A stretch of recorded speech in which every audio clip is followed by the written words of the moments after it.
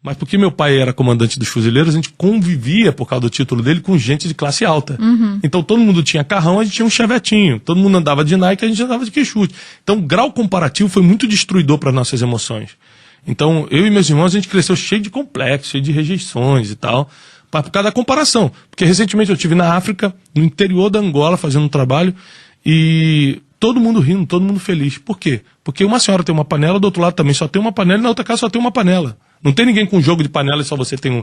Então, quando não tem comparação, a felicidade é possível. Alguns pontos. Meu pai ele também já foi para Angola, só que ele foi lá atrás, ele foi fazer missão de paz em Angola no meio da década de 90, e naquela época Angola tinha 2 minas terrestres, 2 armadilhas explosivas para cada pessoa. Então se você visse uma pessoa sem uma perna, porque pisou numa mina terrestre, ainda tinha uma chance estatística de pisar em outra. Então era terrível a situação do país. Mas sobre esse ponto de Angola é só para pontuar que hoje está muito melhor, com certeza, né?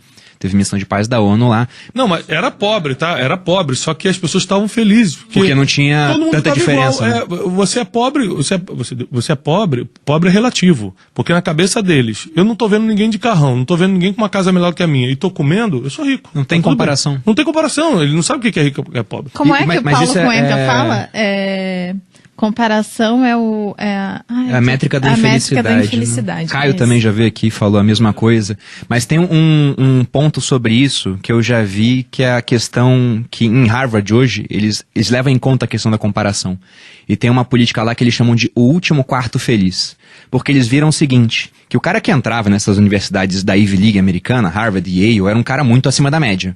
Só que ele convivia com pessoas muito acima da média também. E o que acontecia é que o cara que se formava lá atrás na turma em Harvard, ele publicava menos artigos depois de formado, ele tinha uma menor remuneração, comparado ao cara que era o primeiro de uma universidade mais ou menos. Porque o cara que era o primeiro da mais ou menos se comparava com os outros e ficava super confiante. Isso aí. O cara que era o último de Harvard se comparava com os outros de Harvard e ficava muito pouco confiante, porque durante anos ele era sempre o pior da sala. Então, por conta disso, ele não ia bem na carreira. Sendo que, se ele fosse entrar em uma outra universidade, ele poderia ser o primeiro da outra. Justamente por isso, essa comparação que existe entre as pessoas. Aí lá hoje, o que eles fazem? Eles separam o último quarto de vagas pro cara que é atleta. Porque esse cara, ele sabe que se não for tão bem na parte acadêmica, ele tem muita confiança na parte de desempenho esportivo. Então ele não é afetado por isso. Eu já não esperava entrar lá, né? Então ele já tá felizão. Não, até espera, mas ele não vai se comparar naquilo. Ele sabe, eu perco aqui, mas eu sou bom em outra área. Coisa. Exatamente, mas essa questão de comparação realmente é terrível, pô. Eu fico pensando, tô muito bem dentro do meu nicho, né? Mas se eu fosse ficar me comparando com o Thiago, mas o Thiago tem 5 milhões de seguidores, eu, pobre menino rico, tenho 1 milhão. Pelo amor de Deus, né?